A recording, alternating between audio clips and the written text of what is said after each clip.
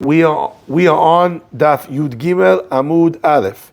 If you're following in the art scroll on page 13A2. And we begin with the Mishnah. And here is one element of a very straightforward part of the Mishnah's concept with regards to working on the holiday.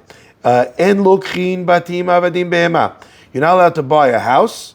You're not allowed to buy avadim, servants, or behema, or an animal, el tzorach hamoed, unless you need any of those three things for chol hamoed. Or another version of this is when whoever it is that is the seller, either if you're the seller or if the other guy is the seller, and he needs money, so he doesn't need a house, he doesn't need a servant, he doesn't need an animal, but he needs money to be able to celebrate the holiday. So in a scenario like that, the halakha would be that he's able to sell on the holiday because it's indirectly for the need of the holiday, okay? That's the hidush of the Mishnah. So the only time you're able to buy something, buy these things, or sell them on the holiday to engage in the practice of business on the holiday would be if you needed that object for the holiday, or alternatively, if you needed to sell that object for a need for the holiday, okay? And that way the guy will have money for the Hag. Now, what's really important over here is that there seems to be machloket Sephardim and Ashkenazim between the Shulchan Aruch and the Ramah. The Shulchan Aruch says that when the Mishnah said these three things, it did not mean these three things specifically. It meant that you can't purchase anything. You can't buy stuff on Chol HaMoed unless you need it for Chol HaMoed. So that would relate to any form of business, any form of sale. The other opinion, the Ramah, holds, the Ashkenazim follow the other opinion, where it says that the only thing that we said was forbidden to buy were these three things. Why would these three things be more forbidden than any other thing? And the answer is because there was a call attached to the purchase of a home or of an eved, because it was a major big deal. So everybody around in the neighborhood also knew about this idea that you sold a home or that you sold an eved. So since it has a call, it has a voice, so to speak, that you did this business deal, so therefore other people are going to know about it, and therefore we were strict on these things. That's the Ashkenaz approach, the approach of the Ramah. However, not even all Ashkenazim follow that approach. Other Ashkenazim said about the Ramah that was an opinion that a person is not allowed to follow, and you have to be stricter, and you can't be buying or selling things on the holiday that you have no need for the holiday. And the Mishnah's Hidush is that we would count the fact that you need the money as also something that you'd be allowed in order to do it. Just by the way, interesting halakha, a person is, when they're shaving before the holiday, so after Hatzot, right, as the holiday comes close, the Shabbat, the first holiday comes in, so after Hatzot we say a person is not supposed to shave themselves. So why? Because it's already the holiday is already coming in. You should do it before Hatzot, says the halakha. But if you forgot to do it before Hatzot, what should you do? It says go to find someone who does not have money, a barber that's not a wealthy man, and he needs the money that he's doing all these haircuts and shaves, he needs it for the holiday, and then it will be mutar. So we're getting that same idea that when someone else has a need for the holiday, even if it's not me, it's the seller, right? Still, I'm allowed to engage in this deal because it is indirectly tzorech moed, a need for the holiday. Maybe not directly in terms of what was bought, maybe in terms of the money, maybe not directly in terms of me, but in terms of the seller. But ultimately, this business deal was done for tzorech moed. Says the Gemara. So for his benefit, it's okay? Sorry? You could do it for his benefit, right? Yeah, because the seller needs it.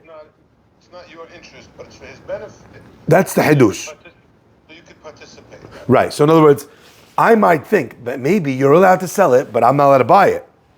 So how would he sell it if he needs to sell it? He would have to find someone who needs the animal for the moed. The hidush is, even if not, still, I'm allowed to buy it.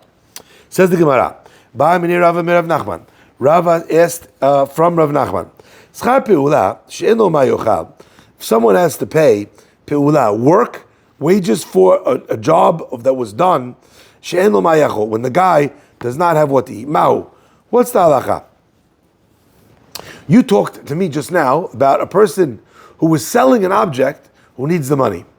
How about when the person is doing work and he needs the money of his work? So in that case, is it also the same halacha?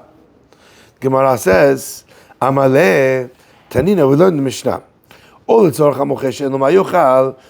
the sake of the seller that he doesn't have what to eat, what's it coming to add when it says she'en lo ma'yochal? You already told me, or the mocher, and I already know that the mocher we're talking about over here, where the person doesn't have what to eat, el tzorach moed. So why did it repeat the words she'en lo ma'yochal? He has nothing to eat. What's it coming to include? Lav la'atuye eschar peula. Isn't it coming to include also a case where a person is paying for a job and the person who's doing the job needs the money for the holiday? So you see, from the extra words in the Mishnah, we're making a diyuk, and we're allowing, in the case where a person is working and he needs his wages for the holiday, that should also be allowed on Chol HaMoed. Amaleh, he said no. Pirushe kamefaresh, when it said over here, ol etzorech hamocher, or whether the seller needs to sell the object, not just if you need it. If the seller needs to sell it, she'en lo ma'yochal is not saying a new category, or someone who doesn't have what to eat, and then we're plugging that into a new case, a case of a worker who doesn't have what he needs for the holiday. Rather, what it's doing is, pirushe kamefaresh, it's saying that when the mocher is selling, it has to be she'en lo ma'yochal. He doesn't have food for the holiday. Abaya asked, "What are you talking about?" The Mishnah says, "En kotvin shtarei chov moed." We don't write shtarei chov, which means contracts, where a person owes somebody else money. So if someone borrowed money from you, and you're supposed to write a contract with them, how much what day they're gonna pay back, how much they owe. So en kodin shtarei chov b'moed. You're not allowed to write a shtar chov, a loan document during chol moed. Now let's say he doesn't believe him, okay? Or en lo ma'yochal, the person doesn't have what to eat, the borrower. In such a case, you're able to write the document in order to give him the loan. She'en lo ma'yochal la tuyemai. What is this she'en lo ma'yochal? Because we just said a second ago, right, that you're able to do it that if the person doesn't have. What are we adding with the word she'en lo ma'yochal? There's nothing to eat, right? The Gemara says, lav la tuye. Doesn't it come to include schar peula? Doesn't it come to include the work of a worker who needs money? So we need to be able to do it. In other words, the person who's writing the shtar, the contract, he himself is a person who needs to be paid for the writing of the contract, right? So you see that the halacha is that a person is allowed to be hired, and if his services are needed, and he doesn't have, and he needs the money from the service for the holiday. So we should learn from that Mishnah here too. The Gemara says, Shema Mina, you're right. So if the seller needs it, or if you're hiring a random worker, and the worker needs that work in order to have what he needs for the holiday, halakha would also be that it's allowed. Shema Mina. Motiv Rav Sheshet asked, I don't understand. The Chachamim Omrim, he brings the Mishnah says, Chachamim Omrim, Shalosh umaniyot osin melacha b'arvei psachim al chatzot. 3 different types of umanim, which means professionals, okay, are able to do their work al chatzot till midday. Who are they? Hachayatin, the people who are sewing up all the clothing. Everyone has new suits, new dresses for the holiday. V'asaparin, and those that are doing the haircuts. V'akovsin, and those that are doing the laundry. Since you're entering into a holiday, you have to make sure that you were, you had a haircut, your beard was trimmed, right? Also, you have to make sure that your clothing was ready for the holiday. Also, you have to make sure that everything was clean for the holiday. So all of those 3 jobs, they're allowed to do their work Erev Pesach until Chatzot. Hachayatim, why are they allowed to work in the morning? Because hediot, which means a person who's not an uman, an expert, a regular guy, some guy who just picked up a sewing kit and watched a YouTube video, okay? A regular guy, hediot, tofer kidarko b'chol moed. He's allowed to stitch and do sewing on chol moed in the normal way because he doesn't really know what he's doing. Hasaparim v'akovsin. Why are the barbers and the laundromats able to work Erev Pesach? Because you have people who are coming from overseas and they've been wearing everything that they have on the trip. Now they have no clean clothes. So therefore, the person needs to be open until Chatzot. Someone comes out of prison. Mutarin l'saper u'lechabes b'cholo shamoed. Person who got out of prison right before the holiday, so they had no time from after they left prison to go get a haircut. So the halacha is that person is allowed to take a haircut even after chatzot. Mutarin l'saper u'lechabes b'cholo shamoed. They're able to go and get a haircut on chol hamoed because their anus, there was nothing they could have done to get it done before. Okay, so therefore, if it's mutar, if it's allowed on chol hamoed, it's definitely allowed on what's it called? On Erev Pesach. Yes. Yeah. You said that if the person works and he needs the money, and he works during the holiday, you can pay him for the service. You should pay him. So what happens like a weekly person that gets the weekly salary, and Chol HaMoed comes, he usually gets paid on Wednesday during Chol HaMoed. Yeah. But he doesn't need the money. You not pay him that week? Skip the week? So he would not be working and he would not get paid. Even though he's a regular, like, wouldn't be vacation, you can't pay him, you're supposed to miss the payment, you said. Yeah, well, he didn't do the work. Now, if you have built in that you're paying a guy for vacation days, you could pay him. Why? That's what I'm saying, like the routine of being paid every week. The routine is only for when you're working, plus paid vacation days. Like, let's say a guy took a week vacation, and it was unpaid. So what would happen to the routine? The answer is, it's unpaid vacation, right? Paid vacation is something we worked out. So if he's taking his Pesach as paid vacation, you're able to pay him, no problem. Because he could have taken that at any other time also. Okay. All right? Yeah. Says the Gemara. V'isal kedaitach. And if you're going to think, Schar pi'ula, I don't understand. Schar pi'ula she'eno ma'yochal shari. If a person is hiring himself out, he doesn't have what to eat. If that's allowed, kol melachot nami lishtaru. So why are you telling me these three things? Anytime I'm a worker and I need to eat, or I need to have food for the holiday or holiday expenses, why'd you tell me that these three were allowed on Erev Pesach up until Chatzot? Every type of melacha should be allowed. The guy has work compensation and he has nothing to eat. On that the Gemara says, right? So in other words, why do we single out these three things? So obviously, it sounds like Chol HaMoed, you can't just hire a guy who needs to do other work or such like. Gemara answers, Matkif la Rav Papa. Rav Papa asked, Ela me'ata, if this is true, binyan lishtari, we should allow a person also to build on Pesach. Shken kotel hagoel reshut harabim. If you have a wall that's leaning into reshut harabim, we discussed this. Soteu boneh kedarko b'pnei sakana. You're allowed to knock down the wall and rebuild it so it's really properly strong, because we're worried about what's going to happen.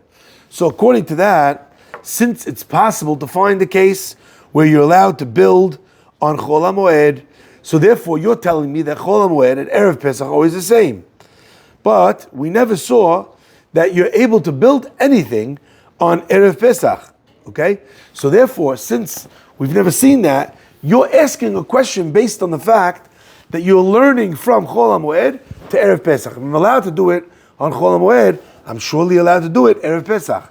But if that's the case, then as the Gemara posited, we should be in a situation where you're always allowed to do all sorts of work. Yeah? And we know that that's not true. Why? Because soteru boneh, person's able on chol hamoed to knock it down and rebuild it if it's a sakana, but there's nobody that holds that he was able to do that before, okay? On Erev Pesach. So, we see that this idea is incorrect. Now, the Gemara continues on Rav Sheshet. Remember, Rav Sheshet expressed the law that the halakha that we're working from, which is that if something was mutar on Chol HaMoed, it's also mutar on Erev Pesach. Okay? Says the Gemara, another question on what you're saying. Matkif la Ravina, ela if that's true, lav la lishtri.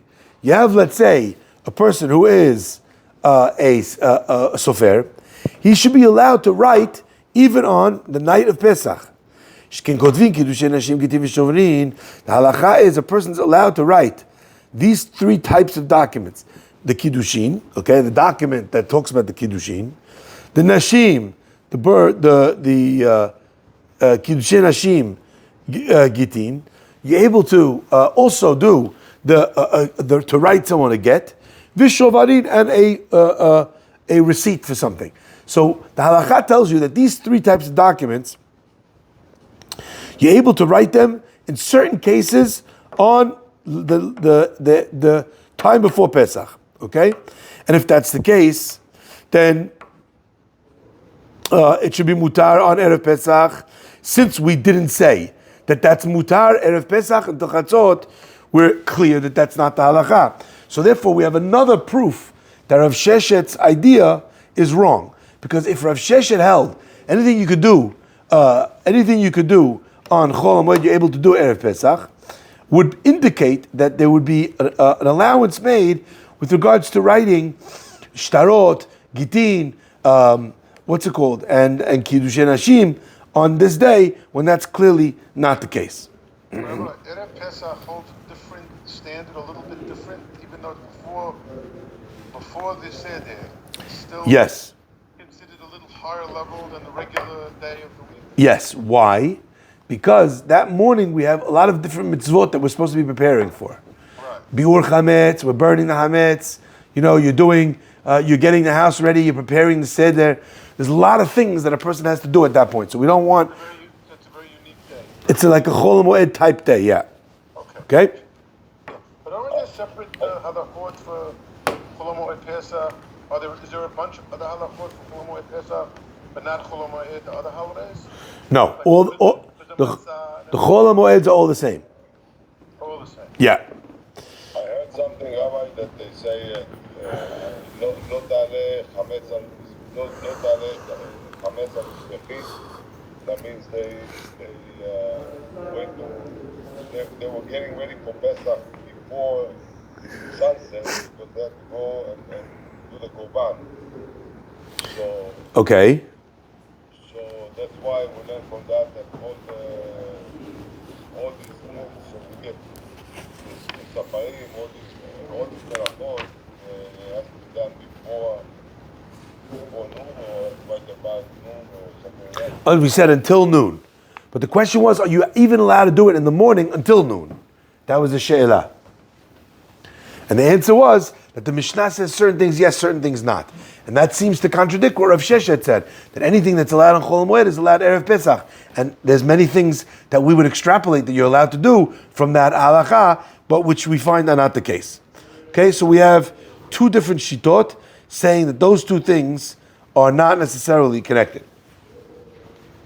Now the Gemara says, okay, so you're telling me that there's exceptions to the rule, but what can we learn? Ela Ravashi taught Moed Arba'asar Karamit. I don't understand. You're comparing Chol HaMoed to Arba Yisreh, to the 14th day? Right? The same way you have different reasons to be Oser, you also have different reasons to be Matir. Moed Mishum Tirchahu, when a person on the Moed is not allowed to work, we don't want the person to have excess work, like we said. And since it's the holiday, we want to take that away for you. Makom pseda shar Rabbanan. And on something like this, if there was a moment of great loss, okay, the halacha is the rabbis allowed this, even though we made a gezerah, we don't want you exerting yourself. The Chachamim said we were the ones that made the isur. We're also the ones that take it off if there's a great loss. Arba asar. So therefore, in a case like this, if someone has an obligation to his family to be able to raise the money for the food that they need, we would not call that tircha yitera. Why? Because it's his obligation to put food on the table. So for him, that's not considered tircha yitera, extra work, and therefore it's allowed to chol moed. Arba asar mishum tzorech yom tovu. How about the 14th? Why are you not allowed to do something on the 14th?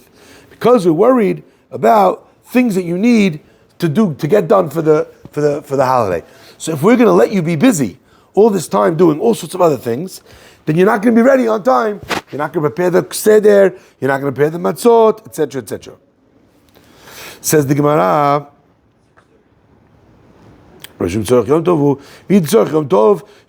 Something which is connected to Yom Tov, the rabbis allowed. Anything which is not that, lo sharu, they did not allow, and that's how the Gemara leaves it. So when it comes to the work of Erev Yom Tov, what's the reason why it's asur? It's not the same reason as Chol HaMoed. Rather, it's that we made a gezerah that we want you to be present in getting ready for this holiday. It's a very complicated, difficult holiday. So therefore, we want you here. And therefore, we said that the person is not allowed to work. Anything that's not part of Yom Tov, they did not allow, they would not release that object if the object was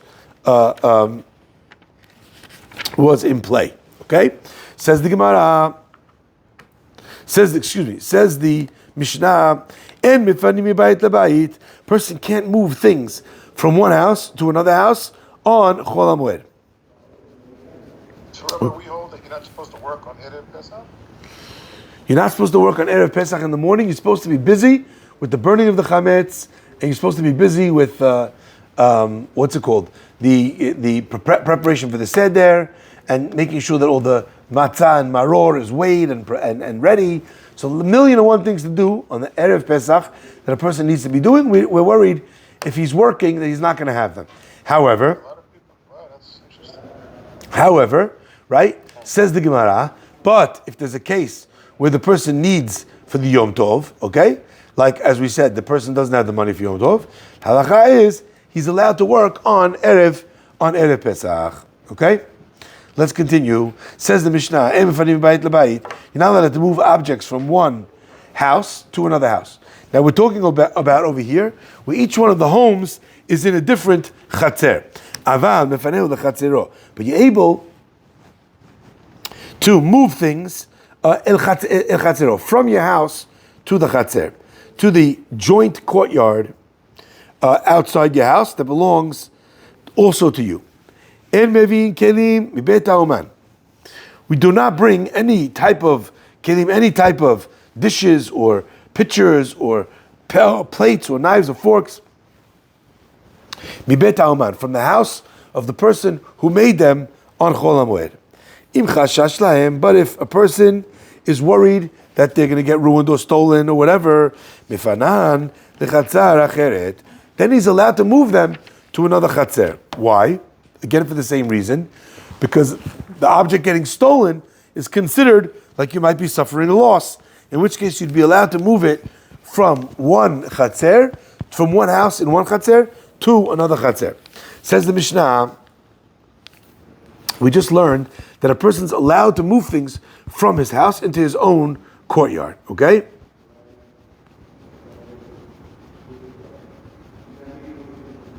Ve'amrit resha en mefanin kilal.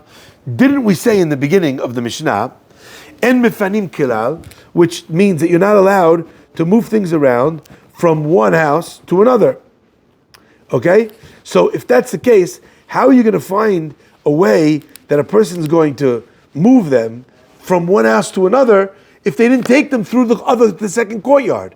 So clearly, if you tell me I can move it from one house to another. You're telling me that I can put it through the courtyard. You're not allowed to move it at all. So how are we saying now that you're able to do so? The second element of the halakha, ata'an lebayit shebehatzer, is talking about a case where the two houses are in the same courtyard, and since we're talking about a scenario where the courtyard is shared, so it's not a problem because it's not so public, we allowed a person to move the object from one house to the other house.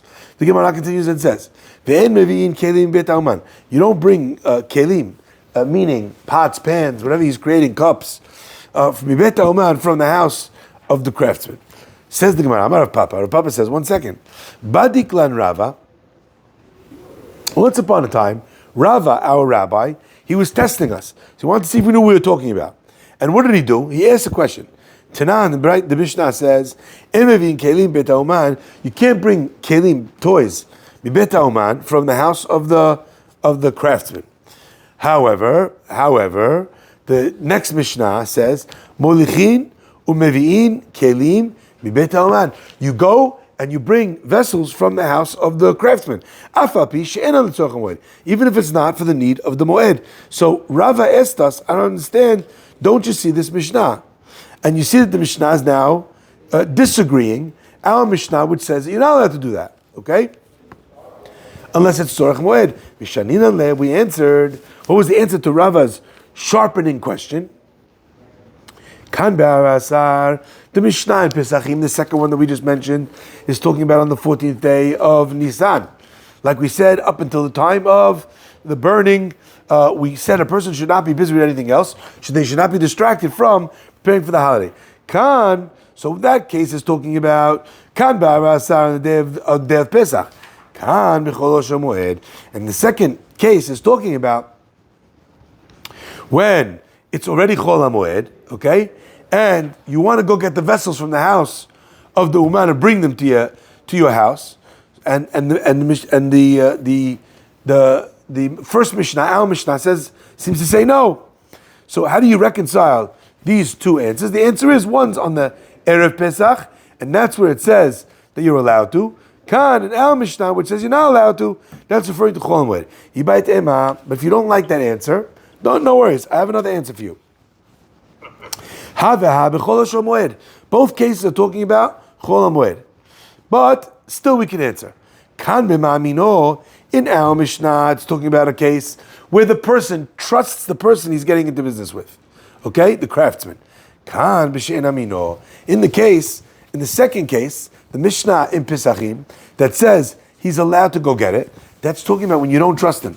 So if you trust him, it's not going to suffer a loss if you don't bring them home.